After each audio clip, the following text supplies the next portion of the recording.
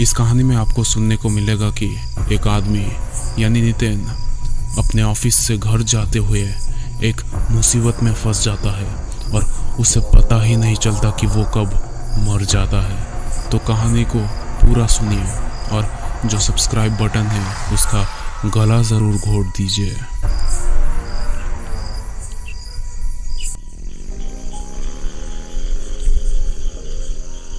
Nitin bike को बिना रोके ऐसे चला रहा था जैसे कि आज उसे घर पहुंचना ही है, चाहे जो हो जाए। बरसात के इस तेज़ बारिश में भी नितिन को ज़रा भी फ़र्क नहीं पड़ रहा था बाइक को तेज़ चलाने में। लेकिन एक परेशानी तो थी, नितिन का जो हेलमेट का कांच था वो कभी कभी पानी गिरने की वजह से धुंधला हो जा रहा था।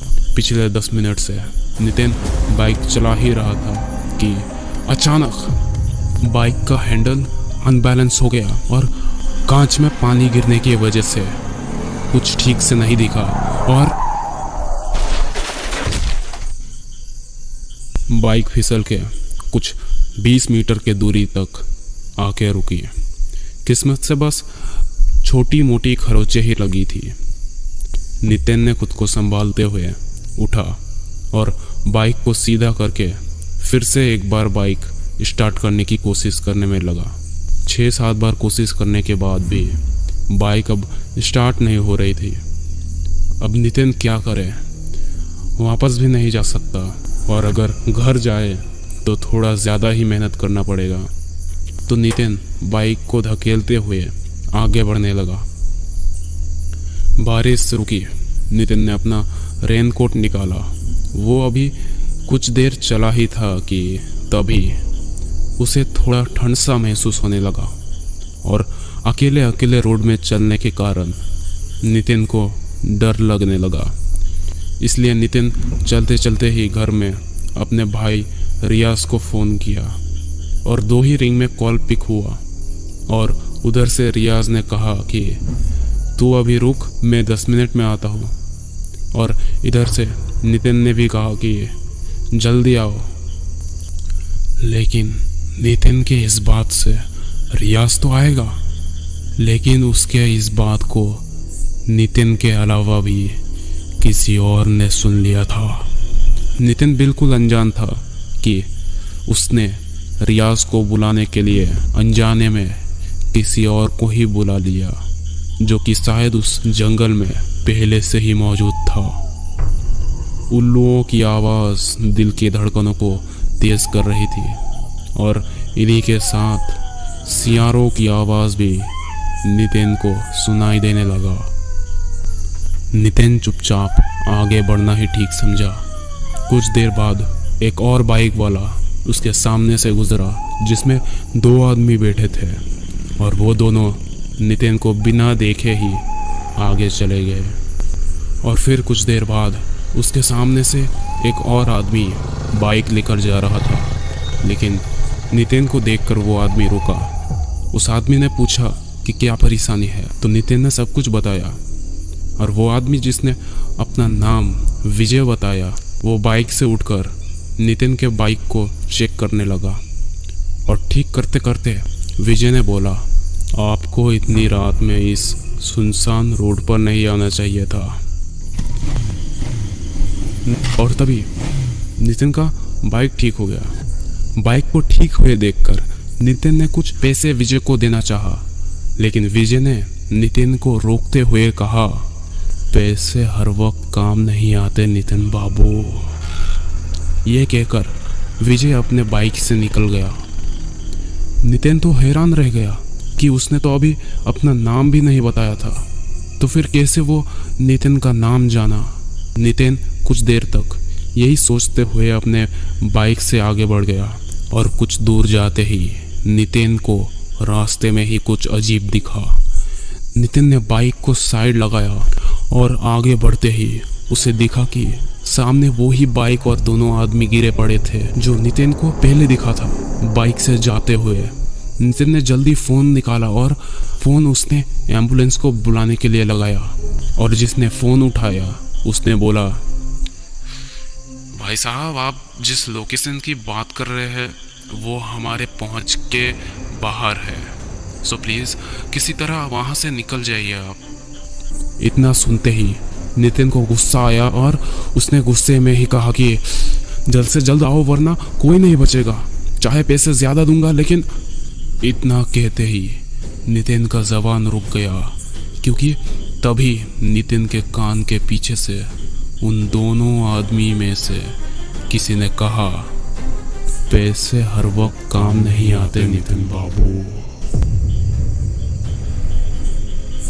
नितिन को इतने में ही पता चल चुका था कि ये दोनों तो बचेंगे नहीं, उल्टा वो खुद कहीं ना कहीं खुद का नुकसान कर देगा या फंस जाएगा। इसलिए नितिन ने बाइक स्टार्ट की और नितिन अब भागने लगा उस जगह से। और फिर हड़बड़ी में ही नितिन को याद आया कि उसने अपने भाई रियाज को यहाँ बुलाया था, कहीं वो भी यहाँ आकर फंस न जाए। इसलिए नितिन ने कॉल घुमाने के लिए फ़ोन ढूंढा तो उसका फ़ोन जेब में नहीं मिला, शायद गिर गया होगा कहीं। यही सोचकर नितिन अब परेशान हो गया। वो अंदर ही अंदर घबरा गया। वो इसलिए बहुत परेशान था कि नितिन ने रियाज को जहाँ बुलाया था उस जगह पहुँचने के लिए 2 रास्ते शॉर्टकट और एक लंबा रास्ता होता है। अब इन तीनों रास्तों में से कौन से रास्ते से रियाज आता होगा ये नितिन को पता नहीं था। और नितिन अपने भाई को उस जगह पहुंचने नहीं देना चाहता था जहां 2 आदमी मरे पड़े थे। इसलिए नितिन उस रास्ते पर जाकर रुका जहां पर 3 रास्ते एक साथ जुड़ते हैं और इंतजार करने लगा रियाज का। अभी जो कुछ भी हुआ नितिन के साथ वो नितिन भूल चुका था, क्योंकि उसे रियाज को बचाना था। इंतजार करते करते 15 मिनट हो गए थे और फिर चल बैठ। नितिन रियाज का चेहरा ठीक से नहीं देख पा रहा था अंधेरे के कारण, और हड़बड़ी में ही नितिन जल्दी से अपने बाइक में बैठा और अब घर जाने लगा। लेकिन शायद इतने सारे परेशानी क्या कम थी जो नितिन को एक और झटका सहना पड़ा। जाते जाते ही नितिन ने रियाज को पूछा कि तेरे पास पैसे हैं, कुछ खाना पार्सल कराना है।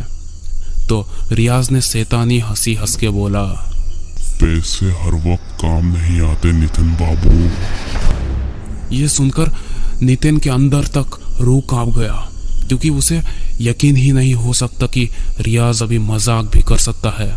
नितिन थोड़ा बाइक की स्पीड कम करके पीछे हुआ ताकि रियाज का चेहरा देख सके, लेकिन वो तो सच में रियाज ही था। और तभी नितिन के जेब से फोन बजता है। बाइक को रोककर जब नितिन ने गौर किया कि जो रियाज उसके साथ था वो नितिन को मुड़ के देखने के बाद भी रुका नहीं, बल्कि चुपचाप बाइक चलाते हुए आगे चला गया। जब नितिन ने कॉल पिक किया तो जो उसको सुनने को मिला जैसे किसी ने उसे जोर का थप्पड़ मार दी हो, क्योंकि फोन में, नितिन कहाँ है तू?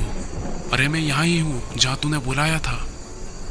नितिन ने रियाज को वहाँ ही रुकने को बोलकर जब बाइक स्टार्ट किया तो 6-7 बार किक मारने पर भी बाइक स्टार्ट नहीं हुई। लेकिन किसी ने कान पर फूंक मारकर ये बोल दिया कि पैसे हर वक्त काम नहीं आते नितिन बाबू। नितिन अब बाइक छोड़कर वहां से भागने लगा। नितिन पीछे भी नहीं देख रहा था डर के मारे। चिल्लाने का भी कोई फायदा नहीं था, क्योंकि आसपास कोई घर तो क्या कोई परिंदा भी नहीं है। सिर्फ आसपास कुछ सियारों की आवाज ही आते रही। घर अब ज्यादा दूर नहीं था। नितिन 1 घंटा दौड़कर जब घर पहुंचा तो चैन की सांस ली। उसने गौर किया कि रियाज अभी भी घर में नहीं है। ये देखकर उसे बहुत घबराहट हुआ। घर में अभी कोई जगह ही नहीं था। नितिन चिल्लाने लगा, सबको आवाज देने लगा, बुलाने लगा, इस उम्मीद में कि घर के लोग दौड़ के आए और नितिन अपनी कहानी बताए। लेकिन नितिन अभी इतना गुस्सा और हैरानी से भरा हुआ था कि शायद कुछ देर बाद वो पागल ही हो जाएगा। लेकिन ऐसा करते करते सुबह भी हो गया। नितिन अभी घर के फर्श में नीचे पड़ा हुआ था और ये सोच रहा था कि अब क्या करूं आगे। तभी उसे दिखा कि उसकी बीवी आराम से सुबह की नींद से उठकर आती है और वही नितिन के सामने ही नीचे झाड़ू देने लगती है। और माहौल तो ऐसा हो रहा था जैसे कुछ हुआ ही ना हो। नितिन की बीवी नेहा अब ब्रश करने लगती है और ऐसे ही लगती है जैसे कहीं कुछ हुआ ही नहीं हो।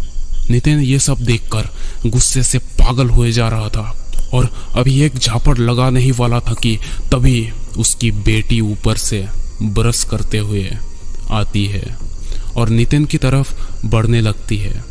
और तभी नितिन थोड़ा मुस्कुराते हुए नीचे झुकता है अपनी बेटी को गोद लेने के लिए, लेकिन तभी नितिन की आंखें खुली की खुली रह गई क्योंकि उसकी बेटी नितिन के शरीर को पार करते हुए आगे अपनी माँ के पास जाती है। अब नितिन को बहुत बड़ा शौक लगा ही था कि तभी घर का फोन बजता है और नितिन की बीवी नेहा उस कॉल को जाके पिकअप करती है, जिसमें उन्हें कुछ ऐसी बुरी खबर सुनने को मिलती है कि उनका चेहरा डर और चिंता से भर जाती है।